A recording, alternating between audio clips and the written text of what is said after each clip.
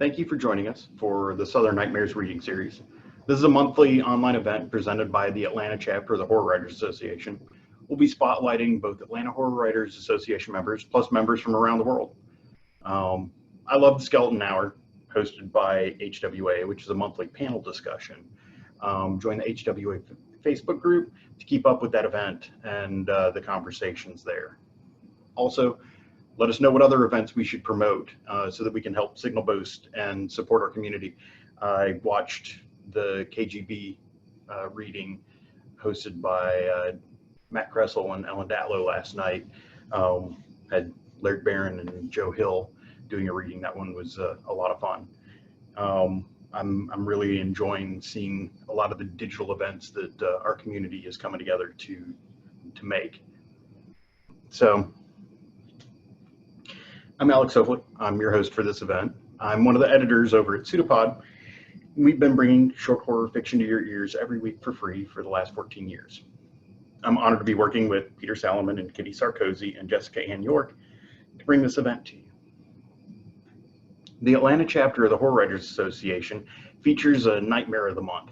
This is typically a publication from one of our chapter members, and we read it and talk about it on and off social media. We're growing this program so we can highlight some of our members who are doing excellent work in nonfiction, audio, graphic arts, and other facets of horror. October's Nightmare of the Month is Pseudo-Psalms Resurrection by our featured guest, Peter Salomon. While I could tell you a little more about Peter and his book, I think we would all be better served by Jeff Strand in his role as Peter's hype man. Jeff, would you mind sharing some of the foreword that opens up Peter's latest edition of Pseudo-Psalms? Introduction. Peter Adam Salomon is stalking me. Don't worry, I'm not asking you to intervene or put your own life at risk. It's my problem, not yours. You bought this book to enjoy some stories, not get involved in my personal drama. If I turn up dead, nobody's going to blame you. Here's how it happened. I met Mr. Salomon in the neutral territory of a horror convention. Cool guy, you'd like him. I returned to Florida, and not too much later, my wife said, Peter's moving to Florida. Peter Straub? Sweet, we'll be BFFs. When she said no, it was Peter Salomon, I found this news vaguely unsettling. I couldn't explain why. Certainly, Mr. Salomon had given no indication that he was the kind of person to break into one's home naked, covered in blood, holding a meat cleaver and speaking in tongues. And if he did, I'd just make sure I had an even larger meat cleaver ready to defend myself. It was fine. We went to a lot of the same professional events, and it was very nice having him around. The nagging little feeling of being in danger was obviously incorrect. Having a talented, knowledgeable writer in the area was delightful. Then I moved to Atlanta, Georgia. Then I found out Mr. Salomon was also moving to Atlanta, Georgia. I was no longer vaguely unsettled. This was panic. Every physical manifestation of panic, from my blood running cold to a shiver running down my spine to projectile vomiting, happened at once. I was being stalked by Peter Adam Salomon. He was playing the long game, building my trust. Nothing horrific had happened to me while we were Florida neighbors, so he'd assume I'd let my guard down. Here, Peter, have a house key. Feel free to stop over whenever you want. We keep a fully fueled chainsaw in the garage. Then, one dark night, he asked if I'd write the introduction to Pseudopalms, Resurrection. What was I supposed to do? Decline? Enrage the madman who lived but a few miles away? As sweat cascaded down my forehead like a waterfall of terror, I read the book you're holding in your hands right now. I knew I'd be praising it out of self-preservation. The only question was whether my praise would be sincere. Thank God it would be. You've chosen well in your reading material today. This is the first Pseudopalms to be comprised of short stories instead of poems. But there's still a poetic sensibility to the writing. Not in a show-off way like sweat cascaded down my forehead like a waterfall of terror, but he brings the soul of a poet to everything he writes. There's also a deep sense of melancholy throughout this collection of dark tales, adding an extra twist to the knife to the occasional moments where these stories turn truly nasty. They're designed more for emotional impact than to make you squirm, but oh, you'll squirm, trust me. To recap, I get to live in fear, and you get to read a top-notch collection of stories. Doesn't seem fair, but as Mr. Salomon can tell you, life isn't fair, and so that might as well be reflected in this introduction. Enjoy the stories.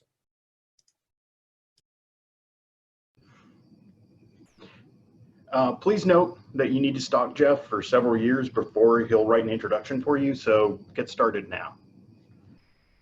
So, Peter, the Pseudo-Psalms Resurrection is the latest in your Pseudo-Psalms series. Could you tell us a bit about the series as a whole and how the latest volume complements and contrasts with the previous volumes? Well, it started off being a poetry collection that had a title of Prophets. And when I sold my second collection, we ended up going back, renaming the first one so they would all be with the same covers and of a whole.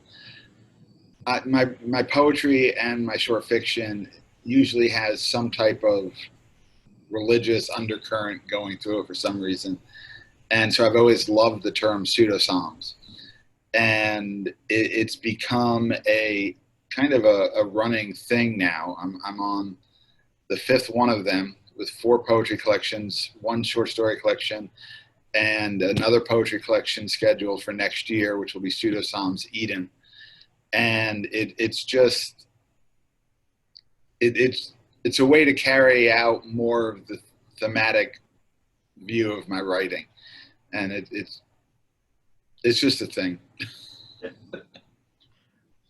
Okay. Well, what are you reading for us tonight? Why don't you set the tone before jumping in?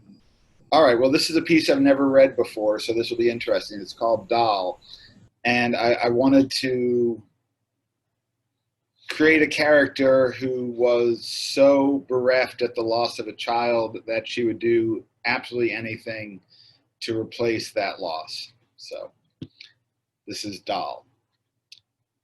Catherine caught the flame between her thumb and index finger, watching the candle die with a puff of smoke and a bite of pain that barely registered.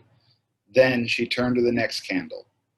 13 puffs of smoke later, with familiar scent of melted wax and dying wick, and a smudge of soot on her skin, she took a deep breath, inhaling the aroma, before wiping the ash off on her forehead, leaving a subtle streak behind. Sure this will work, she asked, but no one answered her.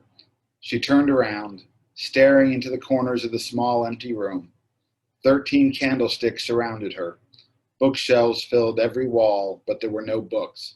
She dusted, removed spiderwebs and a few dead flies before placing a small wooden box dead center on the middle shelf and a rickety old table in front of the candlesticks. Of course this will work, she said, as she unbuttoned her dress. There were a lot of buttons, small, from neck to just above her feet. She stopped around her waist and simply let the fabric rustle down into a puddle at her feet. Shivering, she removed her bra, then her panties, adding them to the pile of clothes. From the pocket of her dress, she pulled out a small knife and a box of matches. The candlesticks had a wide base surrounding each narrow candle, and she bowed a little in front of the closest one before slicing into the pad of her thumb. Drops of blood fell into the bowl of the candlestick. With a match, she wiped the final drop of blood off her skin. Then she lit the candle. 1, Catherine whispered, taking a deep breath of the familiar burnt match spell as she cauterized her wound in the flame. Each finger bled just enough, filling every candlestick until she was out of fingers. At candlesticks 11 and 12, she used the point of the knife to open a small cut on each palm before cauterizing them with the lit candle. 13, she whispered before slicing along the line of soot she'd left on her forehead, letting blood slide down her face into the candlestick. This time, she let it bleed after lighting the candle, walking to the box on the bookshelf and bringing it to the table. Catherine wiped blood out of her eyes to help her see in the flickering candlelight, then removed an iron needle. One by one, she held it in each flame before returning to the table. She touched it briefly and then put it down next to a pile of bones she dumped out of the box. With a hard tug, she pulled out a handful of her own hair, roots and all, and let them fall to the table. Each long gray strand she knotted to another until she had one unbroken string. Humming to herself, she wound the string around her finger until it was smooth, then dipped the thread in the blood pooling around each candlestick. When she finished, it took her a few tries, but finally the string slipped into the eye of the needle, and, still humming, she arranged the bones into the general shape she wanted. A small bird skull at the top, beak grinning at her, finger bones from a small child creating ribs and arms and legs. She dug up the grave at midnight, trying not to disturb the corpse too much. They shared a name, Catherine, and so much more. It had to work. She'd lost too much for it not to work. Bleeding, surrounded by 13 candlesticks floating in pools of her own blood, Catherine picked up the iron needle with its long thread of soaked hair and sewed the bones together while muttering one name under her breath. Smoke sizzled off the candles, filling the room with the lingering scent of burning human flesh. She sewed until the pile of arranged bones almost looked like a doll. Catherine sewed until she was out of thread, muttering while blood dripped from her forehead. Morgan, she whispered, repeating the name of the woman whose wedding she'd attended just the other day.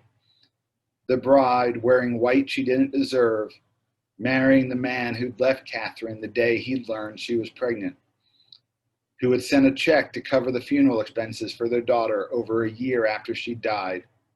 He'd almost sounded sad when she told him, but he could never remember her name. It's Catherine, she'd said, like mine. I'll send a check. He hung up and she cried. In the morning, her hair was gray.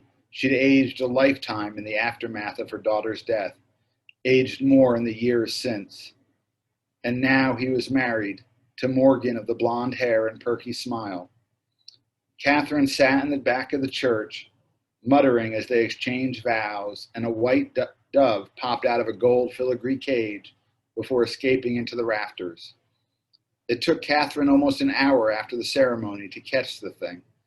Guests had filed out to toss rice and drink champagne toast, while she called to the bird in her sweetest voice before coaxing it close enough to hit with a broom.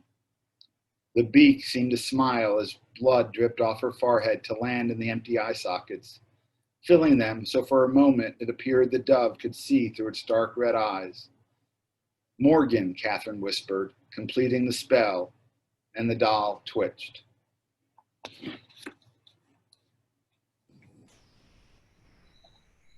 So I really enjoyed this book. Your lyrical poetry shines through consistently, and not just up front with prose poems like The Cigarette or On American Gothic, but the lush prose of stories like Doll, which you just read. I love how it shows us a curse in the making that leaves us dreading and desiring more. Thank you. Really good stuff. So you founded both National Dark Poetry Day, which is October 7th, and the annual International Horror Poetry Showcase for the HWA. Yes. And this month, you've been doing poetry responses to Lynn Hance's daily cover art. Which of this month's poems have you enjoyed writing the most? I still go back to the second day, which was a cover of a bunch of doors, and I feel like the sensation of that particular poem is really creepy and really works, and it's almost one of those things that you'd find in a collection of far better writers than I am. And so today's was actually the most challenging and actually took longer than every other one, almost combined. Because a lot of these I've written in 10 to 15 minutes. Today's was kind of ended up being an homage to Mr. Strand. And it's because the cover that Lynn designed has been chosen by Jeff to be his next cover. So I paid tribute to Jeff in response to his wonderful introduction. So I'm tremendously grateful. Yeah, enjoyed the sneak peek at that cover, and I really enjoyed your poem for it as well. So thank you for having me. Thank you so much. hey, really appreciate it. Thank you for joining us tonight. So our next reader is Can Wiggins. Can keeps folk and fairy tales close and mythology closer, side by side with horror and SF, from the golden age to the digital days. She was first published in the noir zine Hard Luck Stories and has a stack of credits up through the forthcoming anthology in the tribute to the late Joe Pulver, Nightmares in Yellow Volume 2. A proofreader editor, she's had shifts at, or stints at CNN and TBS, Reuters, Greenville News, and alternative publications since the 90s. In Atlanta for 27 years, she now lives in Athens. So, Ken, why don't you set up your reading for us tonight before you head into your piece? Okay, hi, can you see me? I'm new at this. Yeah. Okay, great. This is just something I wrote for you guys. There is no setup. It is about a young woman who's tired of what's happening in her family. We can't choose our relatives, and in her case, that might be a bad thing, but you'll see. And it's called Mimi.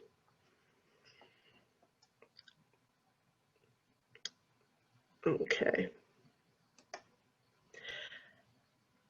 The day Mimi came to live with us wasn't even day. She showed up after sundown. The caretaker had forgotten the evening bed check, so my grandmother simply slipped out, as only she could, a sweet, acquiescent smile, the last thing security saw before she slithered out the exit. It was Halloween, the single most important and powerful day on Mimi's calendar. Forget every kid's calendar in every neighborhood, ever. We opened the door when we heard knuckles hitting the wood. We expected a child in a costume. We got a monster in a meat suit. Hey there, how are you? She laughed and laughed, her lower jaw almost touching her bony rib cage. She had the biggest teeth I'd ever seen outside of a stable. She slithered in, dragging a bag that didn't belong to her. Taking my chances, something's good's inside. She hollered like we were deaf. Maybe we were. Maybe we had been deaf and blind to her and her horror show for so long we couldn't hear or see it. But growing up, we didn't think she was monstrous. We didn't see a horror show. Mimi was wonderful, beautiful. She could work magic. We loved that, even though we were warned repeatedly to not, absolutely not, under any circumstances, tell anyone she could do things. And by things, I mean magic. When I say magic, I don't mean abracadabra, here's a flower in your hair, here's a quarter behind your ear, here's a rabbit under your chair. I mean, drop a piece of silver and stump water under the full moon if you want someone or something to do your bidding. Put a photo of your enemy in your shoe and walk on that bastard's face until he's ground into the earth. We found out the hard way when Mimi didn't like a friend, a sweetheart, an acquaintance. They went belly up. We didn't notice because there was always something else waved in front of us that just took our minds off the loss. When I say loss, I mean gone. Not dead, just gone. If you get along with your family, you don't need friends, she insisted. The only family I don't get along with is Mimi, Pop said. It was a joke, but by that time, Mimi didn't possess a sense of humor. The next day, he had a migraine that turned into a stroke. No lasting damage, but he was careful after that. So years stacked up, and when she seemed old enough, frail enough, helpless enough, we stashed her in an assisted living facility. Mistake. It caught fire that first night. Nobody died, the fire was contained, and because she helped others out, she was lauded by the powers that be. She told everyone she would not have her photo taken because she didn't want publicity. It's because she doesn't cast a reflection, Mom said. That was the last coherent thing out of her for a month. I stewed in my room for those 30 days, scales dropping from my eyes along with tears of loss and rage, and started making my own plans. So when she showed up that night, I was as ready as ever I would be. She didn't suspect I had turned my hand to the family business. Yes, I was the sorcerer's apprentice she should have befriended.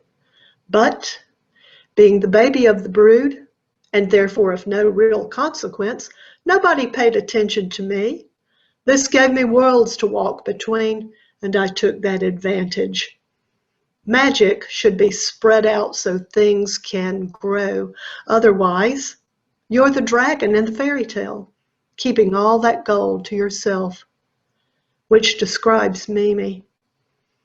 She turned malevolent, bit by bloody bit. Or maybe she had always flown wicked, and we hadn't realized it because we were taught to love what was ours. And it was love that strengthened my resolve. Love for people I bound myself to protect before she devoured them like gingerbread. And when she slithered upstairs to visit my attic bedroom, there were witch jars, beautiful spun glass prisons, and plenty of salt to keep her busy, grain by grain by grain. Not even Mimi could fight that. And like Mimi taught us, sometimes you have to hug people you don't like so you'll know how big to dig the hole in your backyard. When I bent down and embraced her, Mimi screamed, but nobody heard a thing. That's it. Thank you. So I love the Southern Gothic in that. And sometimes you got to hug somebody so you know how big a grave to dig. That's Yes. excellent stuff. So what are some of your favorite Southern Gothics? I don't read a lot of Southern Gothic, I've been told, which I find very funny. So I have read the obvious Flannery O'Connor, Carson McCullers. I wrote white papers on them when I was in college. And then I just sort of drifted away from them. I read Truman Capote because he also was Southern Gothic. Let's see. I read a lot of noir, and I read a lot of crime procedurals. I love mythology. And if you get the gods mad at you or the powers that come in and out of those worlds, you're in trouble. Well, on a similar note, I'm a big fan of The King in Yellow and Robert Chambers. Yes. And read some of his odder bits, like of his oeuvre, like Into the Unknown, which is like a cryptids book. So Yes. what inspired you to take a journey into the world of Robert Chambers? Well, I looked at it as a challenge. It was a really strange book. I read it first years ago. I came to Robert Chambers through H.P. Lovecraft first. I will tell you that. I had my best friend in high school, and we read it. Now, when you're a kid, that stuff is really potent because I had not read anything like that. At the time, I saw what he was, but that was everywhere in the Deep South for a lot of people. Mm-hmm. So you either ignored it or you threw it across the room, and I tended to do both. But that aside, I came to M.R. James and Robert Aikman and Robert Chambers and all these others. So for that, I'm happy I did read the Lovecraft because it was a springboard into better adventures. And I was Joe Pulver. the late Joe Pulver. Before he died, people were getting, Dwayne Passis was getting a tribute volume to him. Unfortunately, he won't see it on this side of the veil, but I wanted to write a story called The Queen in Yellow. And it's sort of a split between a character that would have been in that mythos, and then bringing it forward into the 1920s on Earth, like what would happen, because evil goes everywhere. Nice. Well, that's next year, right?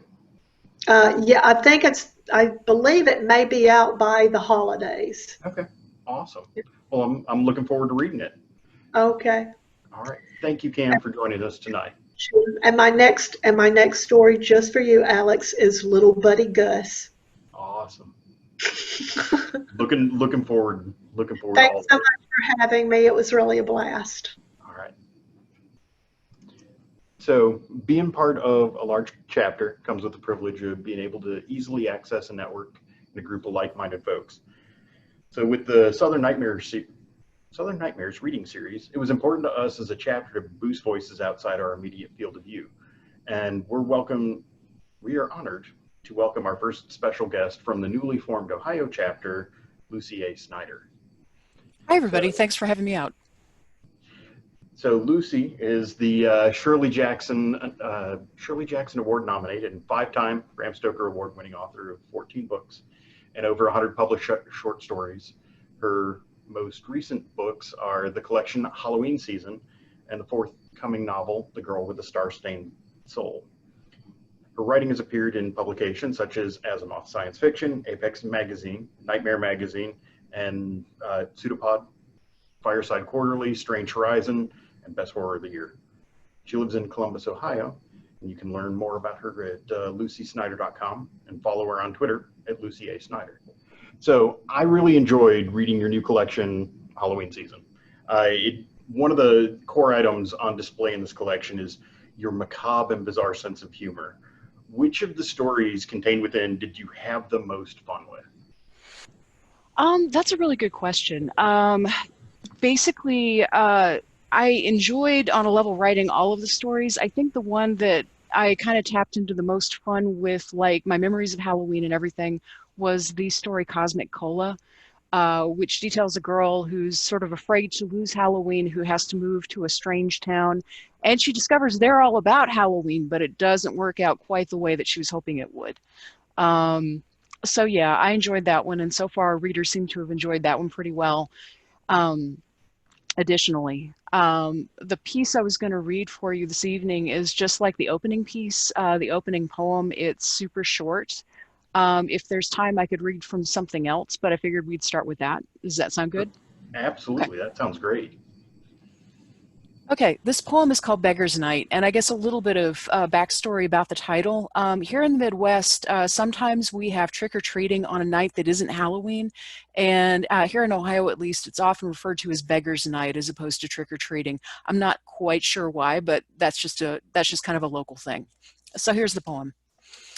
Stinky kids' sneakers peek beneath ghostly sheets and shredded zombie jeans. Chatty moms herd Sugarbuzz superheroes and tween princesses off strangers' lawns onto frosty concrete to await safe treats. But 9:30, flashlight batteries die, buzzing street lamps flicker to silent black as scudding clouds blot the gibbous moon. Manly hearts jump as small sweaty fingers impatiently twist free from daddy's hands.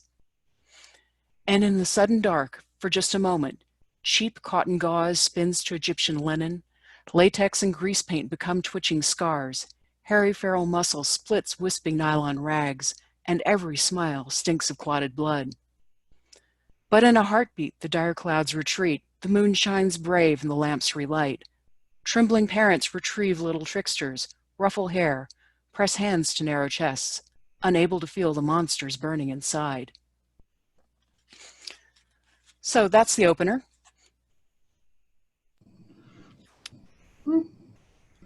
I really enjoyed all of this collection. Your opening story, Hazelnuts and Yummy Mummies, really sets the expectations. The opening riffs on Hunter S. Thompson. Yep. Instead of racing and police conventions, we've got a humble speculative fiction collection. And that's something that I think is close to a lot of our hearts. I think a lot of us have spent more time than we care to admit in that sort of setting. Yet for something that starts so gonzo, it leans into heartfelt management of grief and acceptance of loss. So how do you balance humor with the other emotional resonances in your work? I mean, I set the challenge for myself to see if I could write a story that had such a drastic shift in it, to see if I could get it to work. I don't know if you'd like me to read a little bit from that story, or if we have time or anything. Do you want me to go ahead and do that? Okay. Yeah. All right. So this is just the very first bit of Hazelnuts and Yummy Mummies. I was at the edge of the Salomon author alley in the main vendor hall when the drugs began to take hold. A guy in a black Batman t-shirt was frowning down at my books, clearly not liking what he saw. I'd nailed a smile to my face as I chatted about the plot of my first novel, but I knew I wasn't connecting because his scowl deepened and deepened, but he wasn't walking away. So I started babbling about the plot of the rest of the series while thinking, oh God, why did I agree to do this? You agreed to this because they offered you a free hotel room and you have to stay busy this weekend, my inner responsible adult replied. On Halloween, you have to stay busy. You have to, or you will think too many thoughts and end up in the bin again. Keeping busy was good, but I wasn't any kind of plausible saleswoman. Nobody was going to hire me to pitch jewelry or juicers. I became a writer in the first pea-picking place because I could only seem to gather my thoughts on paper. I constantly found myself tongue-tied whenever I had to meet new people. So why in the name of sweet candy corn was I working a table trying to talk up books I'd written precisely because I could never reliably form complete sentences except with a keyboard? Couldn't I have chosen to stay busy doing something less painful, like competing in a ghost pepper eating contest? Nude sandpaper surfing? Milking angry sharks? In my mind, I heard my dead mother's voice. Life is a grand comedy, dear. Just do your best. I suddenly felt too hot despite the chilly diesel stinky October draft from the loading dock in the back, and my head felt floaty and puffy like a party balloon. And I wasn't even sure what words were coming out of my mouth. Something, something action, something adventure, something award-winning, something. Batfan's face scrunched up more and more, getting impossibly wrinkled, and his nose squinched and flattened and inverted. His eyes shrunk tiny, black and beady, and suddenly I was looking up at the head of an actual bat. A brown bat like the ones that roosted under the overpass near my mom's house back in Missouri, except 50 times as huge because brown bats are itty-bitty and the bat fan had the noggin the size of a cantaloupe. I trailed off, gaping at him. What the actual fuck? And then I wondered, did I say that out loud? The bat gave me a weird, suspicious look and walked away without a further screech. Elaine, the Salomon author liaison, came hurrying up, her tall, pointy witch hat askew, her glittery blue satin dress swirling and glowing like galaxies. Her whole outfit seemed to have turned into a portal to another dimension. I felt as though I might fall right into it. Miss Bowen, she said. By her expression, it wasn't the first time she tried to get my attention. A halo of stardust seemed to float around her face. Yes, I replied. My tongue felt too big in my mouth. It seemed huge as a tuna, and it might wriggle free and go swimming across the sea green carpet. I'd have to chase it down in the gaming room, tackle it near the Munchkin tournament. The idea of that made me laugh out loud. Did you eat one of the black raspberry cookies? Elaine was frowning, looking worried. Her face was getting wrinkled up, and I wondered if she was going to turn into a bat, too. She'd been by a half hour before with a big basket of homemade Halloween cookies for all the guest authors and artists. A whole spread of tiny frosted tombstones, snickerdoodle ghosts, gingerbread cats, and black cookies, each decorated with a single blue candy eye. I have blue eyes, and after 3 hours of sitting at my table, the thought of devouring my own flesh had started to appeal to me. So I took two and gave one to my friend Heather, who come with me to the convention to help schlep books and maintain my sanity. Did you eat one of the black cookies? Elaine repeated. I nodded slowly. It was tasty, but the frosting was a little bitter. Oh, no. She leaned in over my books. Listen, I meant to give you a treat, but you got a trick by mistake. You've just consumed a fairly large dose of a hallucinogen. Those black cookies were for our ritual tonight, but our initiate got the batches mixed up. Elaine's eyes were swirling, glittering, dark as a black pearl ring my mom used to own. It was always her favorite. She lost it in the ocean the same day she got her first diagnosis. My mom died 5 years ago today, I blurted out. She had 2 kinds of cancer and ehrlichiosis and cryptosporidium, and it all killed her. It was like watching Boromir get shot with those black arrows. She never did anything halfway, not even dying. I'm really sorry to hear that, but the hallucinogen. On Halloween, we're supposed to remember the dead, I said. But how can I not remember my mom dying? How could I ever not think about that? So she could have died any other day and I'd still remember. Dying on Halloween was just overkill. But hey, that's Mom. Never do things halfway. I'm truly sorry about your mother, but listen. Elaine was speaking very slowly and clearly, as if she were addressing a learning disabled child. The hallucinogen is going to give you visions. It might last 5 or 6 hours. I had a moment of rational clarity. I take antidepressants. There's a bunch of stuff I'm not supposed to take with them. Is the cookie going to make me sick? I don't think so. She sounded profoundly uncertain, and her voice echoed as if she were in a large cavern. Many of us in the coven are also on antidepressants, and nobody's had a problem. But you do need to drink a lot of water. I'm going to call somebody to take you back to your hotel room and keep an eye on you. I'll get someone else to watch your table for the rest of the day. Everything will be fine. I have a panel on zombie poetry in an hour, I said, watching tiny stardust pixies dance around her hat. Don't worry about the panel, but I have to warn them. I gazed up at her, suddenly realizing it was not merely another convention panel, but a very important personal mission.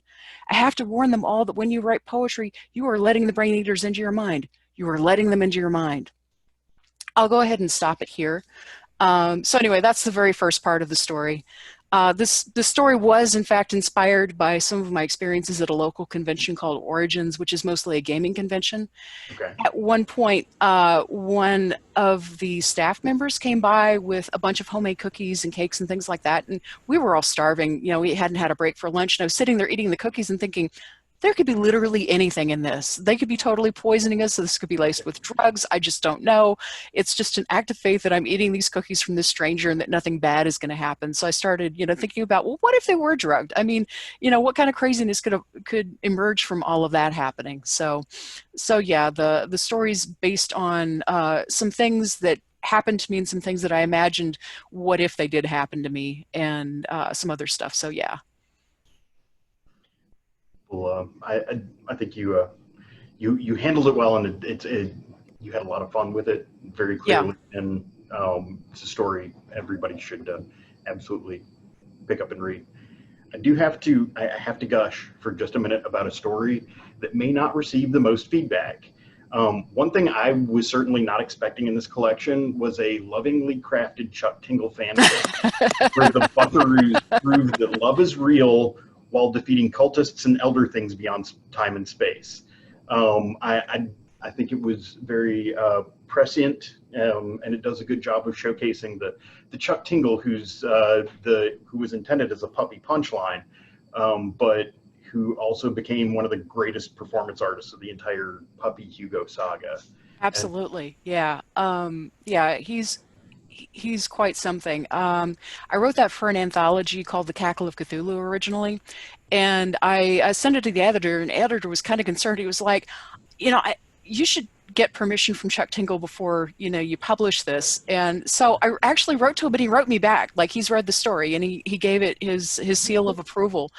And I was weirdly very excited to get email from Chuck Tingle. I'm like, what's wrong with me? I'm more excited to get email from Chuck Tingle than when I got email from Ursula Le Guin. But there it is. It's just sort of like he's such a phenomenon on the internet. And yeah. Not that I wasn't excited to get email from Ursula Le Guin. That was very exciting. But in comparison, I kind of felt like, is my skill completely off here? But so yeah, he saw the story, he approved of it. So I feel like we're all kosher there, and I'm glad you got a kick out of it. I hope other people do too. Yeah, it's a good one to close the collection with, proving love is real. So yes, absolutely. Well, thank you very much, Lucy, for joining us tonight. It's been an absolute pleasure. Thank you very much. Thank you for having me. So our next special guest from Texas is Tanya Ransom. Tanya is the creator and executive producer of Nightlight, a horror podcast featuring creepy tales written by Black writers. Tanya has been scaring people since the 2nd grade, where she wrote her first story based on Michael Myers. She's pretty sure her teacher was concerned, but she thinks she turns out fine-ish. And Tanya tells horror stories regularly on Twitter, and in her spare time, she loves to hike, but normally chooses to sleep instead. Her debut novel, Risen, will be published in December 2020. So I am a massive fan of Nightlight, and Tanya, you are doing awesome and important work. All of y'all who are watching this now and in the future on YouTube, add Nightlight to your podcatcher for some amazing fiction. I'll start by pointing y'all to The Power by our guest from a couple months back, Linda Addison. So Tanya, you do a lot of lifting on your show, which includes a lot of audio production. What's some of the work that goes into making each episode, and how has that enhanced some of your favorite stories? Oh, man, audio production is something that I had no clue how to do before I started Nightlight. I just kind of was like, I'm just going to wing it, and I did.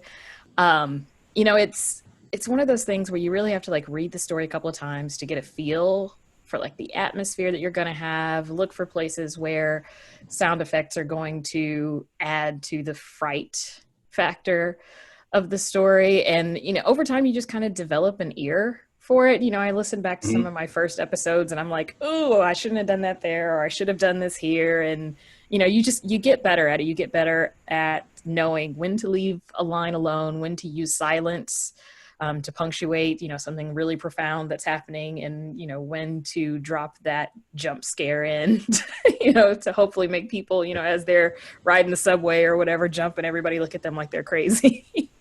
Always worthwhile. And yes, you make an excellent point. Silence is excellent punctuation that is really effectively used. So. Yeah, and I didn't so much use it in the beginning. I didn't, I thought, oh, well, I need a sound here. And, really, like, there are just some parts where if you add silence, it's much more frightening than, dropping, somebody scratching their nails across a wall or something. Yeah. So I moderated a panel this past weekend for Multiverse where we discussed building better undead. As part of that, I got to hear a bit about your upcoming novel, Risen. For the rest of our audience that missed that panel, tell us about your love of the undead and how that influenced your book. All right. So Risen is about a woman. She's an ER doctor. So she's a staunch atheist, believes in science, no belief in magic whatsoever. If science can't explain it, then, it doesn't exist to her, basically. And she gets murdered and finds out that there is indeed an afterlife. And before she even gets a chance to acclimate herself to being a ghost, she becomes a zombie, but not kind of like the arg brains kind of zombie. It's more of the Haitian kind of zombie where you're trapped in your body and someone else is controlling what you do. Awesome. Well, do you want to read us a little bit of this one? I would absolutely love to read you a little bit of this one. So I'm going to read the last part of the first chapter of Risen. I'd been shot in the back by a stranger, brought to a large estate with guards and left to rot in a pantry. Death wasn't the end, but there wasn't a light either. I'd rather there be nothingness than an eternity in this kind of solitude. I wailed, not caring that it was stereotypical of a ghost to do so. Wailing was the only thing that felt right. Maybe this was what happened to non-believers after they died. Maybe everyone else went to heaven, but we stayed here on earth, and earth was hell. At this point, I'd been wrong about there being life after death, so I could have just as easily been wrong about the existence of God and the devil. I was glad to not be swimming in a lake of fire and brimstone, but the thought of spending the rest of my afterlife like this filled me with rage and despair. I was never particularly moody in life, but dead, I was a basket case. Maybe it was being murdered, or maybe it was just something that happened when you died. But I felt like a toddler, curious and thrilled one minute, furious and full of dread the next. In life, I'd been steady, dependable, focused. I was never quick to anger or feel sadness. I was the rock that everyone else used when they felt lost. But now I was the lost one. I stood and reached for random things to smash. I needed to feel something real, to break something, to have some control over anything at all. But my hands went through everything, which only made me angrier. I tried to grab a vase, turn over a little table covered in a flimsy red cloth, throw a tiny Buddha, laughing maniacally at the presence of the Buddha and the absence of the God I'd never acknowledged. Only one thing responded to my touch, a small wooden box. When I felt the wood grain against my fingertips, I stopped. Anger left me as quick as it had come on. Curiosity and wonder took over. I became obsessed with how I'd been able to pick up this box when I could touch nothing else. I had a problem to solve, and I was always at my best when I had a puzzle to work on. I turned it around in my hands, examining the top, bottom, and the sides. It was completely unmarked. Just a simple little mahogany box, no polish or shine, no scratches, no emblems. Even the hinges were hidden away. It could have been a solid block of wood, but for the tiny square carved out of one of the sides, and the barely visible slits separating the lid from the rest of the box. Maybe I could touch things made of wood, but nothing else. I set the box down and looked for other wooden things in the room. I peeked under the red cloth that covered the table and found wooden legs, tried to grab one, and failed. Maybe it was the contents of the box that were special. I pushed the square from the bottom to top, slowly, carefully, afraid I'd lose my grip on the whole box and be right back at square one. I concentrated and raised the lid. Touched the beautiful black velvet inside. Closed my eyes to focus on the smoothness on my fingers. Rejoiced at being able to feel something. Until my fingers touched something hard. I opened my eyes to see what it was. The velvet was actually a bag placed neatly in the box. I held the box tight in my grasp and slowly pulled the bag out by its strings. I could touch this too, even separated from the box. I put the container down on the table and pulled the opening of the bag apart, peered inside, then dropped it like it was on fire. It fell to the floor, making an enormous racket. The horrendous contents of the bag scattered all over the cherry laminate floor, a ruckus of clattering. They were all around me. Bones, dozens of small bones. Human and animal, fingers, toes, wrist bones, foot bones, a wishbone from a chicken, bleached white, a killer's souvenirs. And that is the end of chapter 1. Awesome. So this book deals heavily with hoodoo. How Yes. did you become interested in that? Well, it's interesting because I grew up with it, but I didn't realize that's what I grew up with because like my grandmother and my dad never called it that. But like as a kid, my grandmother would tell me and my dad would tell me, oh, well, if you want to protect yourself against evil people or, people trying to cause you harm, you put red brick dust on your windows and in your doorways to protect you. My dad told me stories about, a cousin of a cousin of a cousin who knew somebody that died and disappeared, and then they were found 20 years later, basically, drooling and mindless and, subjected to someone else's will. So, be careful and, make sure that you keep an eye on your loved one's dead bodies so that, you're making sure that you bury them in the ground and it's not an empty casket and that they're not, somewhere else, working in a field. For someone. So I started to write this novel and it actually, I realized halfway through that it was about my dad. So my dad died about 11 years ago and he got in a car accident. He had seizures. So he wasn't really conscious of what was going on around him. And so, he was basically trapped in his body. And at the time I was writing this, I didn't realize, that there was a correlation there. I just, had this idea and started writing it. And then when I realized that that's where it was coming from, I was like, oh my God, I can't do this. Like, I'm not okay with this. So I put it down for half a decade, didn't touch it at all. And then, I eventually felt like I could come back to it. And when I did, and I realized what it was about and kind of where I was going with it, I started to do research into hoodoo and realized that all these beliefs that I'd grown up with had a name. They weren't just, Southern superstitions or weird superstitions in my family, there was a whole belief system around it. And so I started to build the story around the research that I'd done. Awesome. Well, those of y'all who enjoyed Tanya's narration, you should, not tomorrow, but next Friday, Tanya did the narration for our Night Before Halloween episode, a wonderful story by A.C. Wise. So looking forward to sharing that narration with everybody. And thank you again for joining us tonight. Thank you for having me. Absolutely. So our final reader tonight is Benji Carr. As a child growing up in the South with cerebral palsy, Benji developed an eye for the bizarre and quirky, which provided all of the stories he told his friends and family with a bit of flavor. He's worked as a journalist, storyteller, and playwright, and his work has been featured in The Guardian, Arts ATL, and Pembroke Magazine, whether the stories be personal tales of struggle and survival about, or fiction about cannibal lunch ladies, puppet romances, drag queen funerals, and the perverted killer circus clowns. So, Benji, what can you tell us about Cannibal Lunch Ladies? That was a play that I wrote for just a class of 6 people, and it was selected for Samuel French Off-Broadway Play Festival in Manhattan. So all of a sudden, this story that I wrote about lunch ladies in a school getting revenge on their principal by eating him and feeding him to the children was suddenly on stage in front of 50 to 100 people in the same theater that Avenue Q premiered in. That was crazy. That's awesome.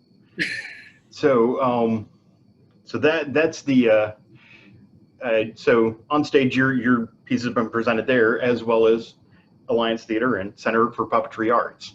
So how does the Center of Puppetry work blend with the puppet romances mentioned previously? Oh, I used to be a member of classes at Dad's Garage, and Amber Nash, who's now on the show Archer, is an improviser out of that.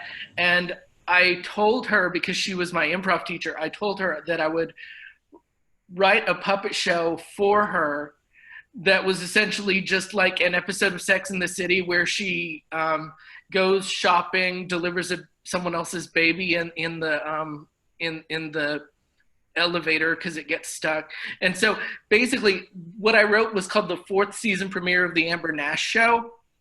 And so there were all of these cliffhangers that she had to resolve, and the will they or won't they relationship that has supposedly been building for years. And everyone would come up to me and they'd be like, did I miss a night? Was there something before this? And I'm like, no, we made it all up. But the only thing that remains of it is the incredibly catchy sitcom theme song over on YouTube now. That's awesome. We will have to dig that up and share links for that later. So do you want to set up your story for us before you take us in? The story that I wrote that I'm performing tonight is called Nougat. It was originally on the 500, which is a flash fiction website, the-5-100, all spelled out, .com. My friend Winston takes all stories submitted from 400 to 600 words and publishes everything. And I tried to test the limits of that by writing things that were considered daring. And this is a story called Nougat. The handsome blonde chap, that one from the dance floor who now had me pinned in the booth, stopped his mouth's exploration of my chest, my neck. He pulled his mouth toward the direction of my ear, the rest of him grinding warm and slow against my now totally unbuttoned shirt. And he whispered something to me, excited. At first I didn't care what the content of his words were, just that he kept saying them. His breath tickled my face, but then he said that one word. Wait, what? I asked him. He had returned his mouth to my neck, his response a muffled grunt. The waves of his baritone, the wet of my skin, I felt like an instrument just vibrating. But I needed him to repeat his actual words. Reluctantly, I pushed his shoulders up. He looked at me and grinned eagerly, and I was half tempted to let him just continue to work his way over on me. I said, it's not like vampirism, this thing that I do. Oh, okay, I replied to him. No, it didn't feel like vampire. It felt like lust. His eyes penetrated me, and I wanted the rest of him to do the same. It is lust, he confirmed. You're so beautifully congested, it's amazing. He licked my cheek and then returned his lips' attention to my neck. And I wanted to question what he had just said, but he was so damn beautiful. I usually ruin those moments by talking, being in my head. Just go with it, I warned myself. I felt like I should return a favor, kiss him back, but the angles were all wrong. So I put my fingers on his back, running my nails slowly across his shoulder blades. I tried to scooch my way down, bury my face into his chest, but he stopped me. Let me do this, he said, lifting his head. Just enjoy it. Let it wash over you. I can make you feel so much better. I protested. I told him that I could make him feel just as good. He gripped both my hands and glared at me. No, don't fight this, he said to me. It'll hurt if you don't relax. I was scared, vulnerable. He had me pinned. I thought of screaming, fighting him. The music in the bar was so loud. No one could really hear what was happening to me. Then he opened his mouth wide, wider than I believe a human should or could, and he placed it over my left nostril. I was too shocked to scream. He ran the tip of his tongue along the edge of it and began to suck my sinuses clean, hungrily gulping at my mucus. It was so intense, I could feel his desire in the back of my throat. After a moment, he lifted himself up, yellow snot just visible on the edge of his mouth. I was horrified and confused, yet I was able to breathe. He ran a finger along his lips, and then he licked the excess phlegm off of his index with delight. God, I love allergy season, he cooed to himself, still straddling me and erect. When the pollen count raises in this city, a young man's thoughts run wild with the spring. I didn't know exactly what to say to him. The rest of the room seemed to die away from the two of us, him greedily eyeing me, just hungry for more snot. And he kept me at bay, opened that mouth again, and devoured the content of my other obstructed sinus. Thank you.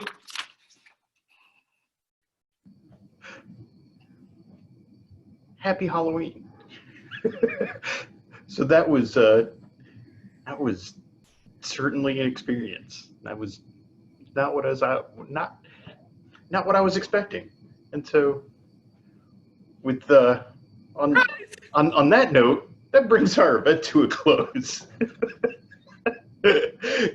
Thank you. The Southern Nightmares reading series will be a monthly online event presented by the HWA Atlanta Chapter, spotlighting Horror Writers Associate members, HWA members from the Atlanta Chapter and around the world. Please join us again on the evening of November 19th for another reading series. Our featured guest will be Marlena Frank, whose novel The Seeking will be Atlanta HWA's Nightmare of the Month.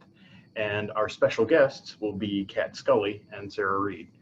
Rounding out the lineup will be Atlanta's own Mark Monroe and probably Kitty Sarkozy. Until then, honor Halloween in your heart and try and keep it all the year. See you next month, y'all.